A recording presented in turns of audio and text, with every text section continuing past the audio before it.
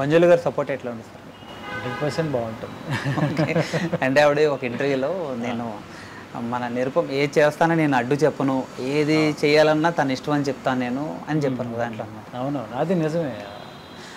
అంటే నాకు సినిమాలు కానీ ఇంట్రెస్ట్ బాగా ఉందని తనకి తెలుసు, ఇంట్లో అందరికీ తెలుసు. సో ఏదైనా అవకాశం వచ్చినప్పుడు అది నేను వెంటనే ఓకే చెప్పాలంటే నేను పెద్ద ఆలోచించను, ఎందుకంటే వాళ్ళ సపోర్ట్ డెఫినెట్గా ఉంటుంది కాబట్టి. ఓకే. అంటే ఇప్పుడు మీరు కొత్తగా సీరియల్ ఎన్ని సీరియల్ చేస్తున్నా కానీ ఇప్పుడు మీకంటూ ఒకటి అది ఉందండి. అంటే మైండ్లోని ఆల్రెడీ కార్తీక దీపం పెద్ద హిట్ అయింది, దానికి మించి చెయ్యాలి, దానికి మించి చేయాలి. హిట్లర్ గారి పెళ్ళం అది బాగానే హిట్ అయింది అది కూడా. సో మీ మీద చాలా బాధ్యత వచ్చింది మీ మీద అండి. మీకు తెలియని ఒక ముద్ర పడిపోయింది మీ మీద. చాలామంది సో ఇట్లాంటి బాగా చేస్తాడు, నిరుపం చాలా బాగా చేస్తాడు, నిరుపం చాలా బాగా చేస్తాడు, సెలక్షన్ అది చాలా బాగుంటుంది అనుకుంటారు కదా. సో దాని తర్వాత మీకు పెరిగిన బాధ్యతలు ఏమన్నా భయం అది ఉంటూనే ఉంటుంది. అంటే ఒక పెద్ద సక్సెస్ అయిన తర్వాత నెక్స్ట్ స్టెప్ ఎలా వేయాలి అనేది బాగా ఆలోచన ఎక్కువగానే ఉంటుంది. బట్ కొన్నిసార్లు మరీ ఎక్కువ ఆలోచించినా కూడా ఏమీ చేయలేనేమో అన్న భయం వస్తుంది. సో మనకు వచ్చిన దాంట్లో నచ్చిన కథ, నచ్చిన క్యారెక్టర్స్ ఏమొస్తున్నాయో అందులో చూస్ చేసుకుంటూ వెళ్ళిపోవటం. ఓకే. ఈ హీరోయిన్ గారితో మీకు సెకండ్ కదండి, సెకండ్ ప్రాజెక్ట్. అవును. సో మళ్ళీ కంటిన్యూ ఆవిడ చేయడం వల్ల అది ప్యూర్లీ ఛానల్ డెసిషన్ అది. ఓకే.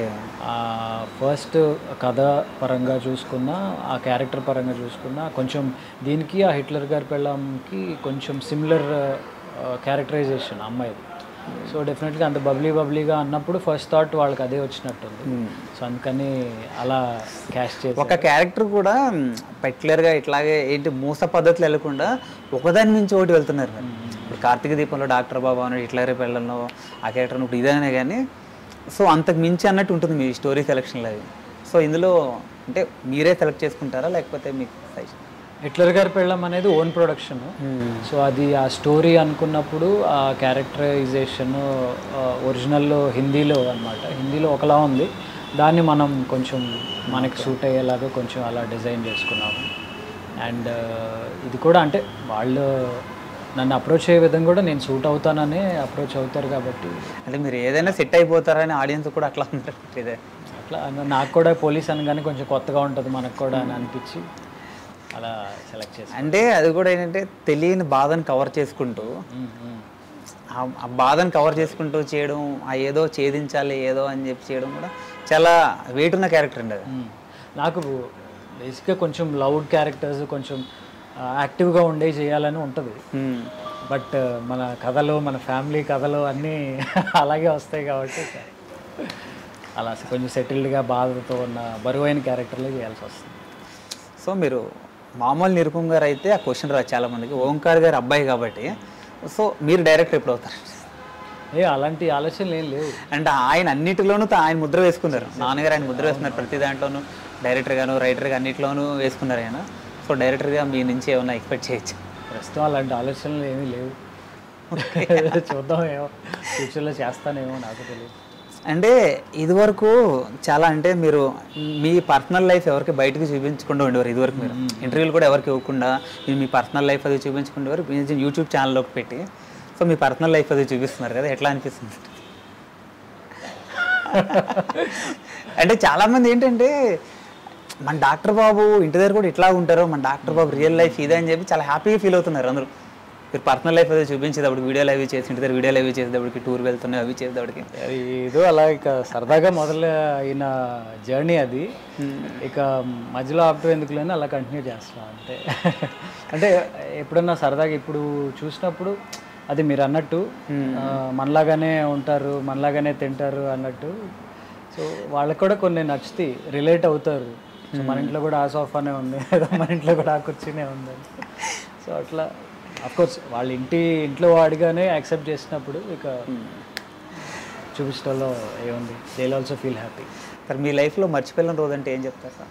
అంటే కెరీర్ పరంగా చూసుకున్నా మనకి ఏదైనా బాగా హ్యాపీగా అనిపించినా కూడా నేను ఎక్కువ దాని మీదే స్టే చేసాను, వాట్ నెక్స్ట్ అనే దాని మీదే ఎక్కువ ఉంటాను. కాబట్టి అంత ఎక్కువ గుర్తుండిపోయి తక్కువే ఉంటాయి. సార్ ఇప్పుడు బిగ్ బాస్ 7 చూసుకుంటే అందరూ మీ ఫ్రెండ్స్ ఉన్నారు అందులో. అవునవును. మౌనిత. సో శోభా శెట్టి అనే పేరు కంటే కూడా మౌనిత అంటే బాగా తెలుసు. అవును, అమర్దీప్, ప్రియాంక జైన్ వీళ్ళందరూ మీ ఫ్రెండ్స్ మొత్తం అందరూ. తెలిసిన వాళ్ళే బాగా. మీరు కూడా బిగ్ బాస్కి వెళ్తున్నా అని చెప్పి మీరు వీడియో కూడా చేస్తున్నారు, మేడం వీడియో కూడా చేస్తున్నారు. సరదాగా. అవును. సో బిగ్ బాస్ గురించి ఈ కంటెస్టెంట్లు మీ ఫ్రెండ్స్ అందరూ ఫ్రెండ్స్. అంటే మెయిన్గా ఇప్పుడు ఆడుతున్న వాళ్ళు అమర్దీప్ కానీ శోభ కానీ వీళ్ళకి బాగా వెళ్ళాలన్న కోరిక బాగుంది, బలంగా ఉంది. సో ఆ ఇంట్రెస్ట్తో వాళ్ళు వెళ్ళారు. అంత ఇంట్రెస్ట్ ఉండి ఆడేవాళ్ళు డెఫినెట్గా మంచి పేరుతోనూ.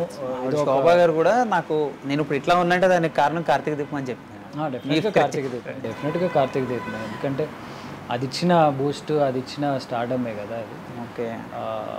సో చాలామంది ఏంటంటే ఇక సరే పిలిచారు కదా అని వెళ్ళటం ఒక పద్ధతి, లేదు ఆ ఇంట్రెస్ట్తో వాళ్ళకై వాళ్ళు వెళ్ళి ఆడి గెలిచిరావడం అనేది ఒక పద్ధతి. ఓకే. సో ఇంట్రెస్ట్ ఉంటే డెఫినెట్గా మంచి పర్ఫార్మెన్స్ ఇస్తారు. ఓకే. మీ నుంచి ఏమైనా ఎక్స్పెక్ట్ చేస్తారు నెక్స్ట్ సీజన్కి అట్లా ఏమన్నా?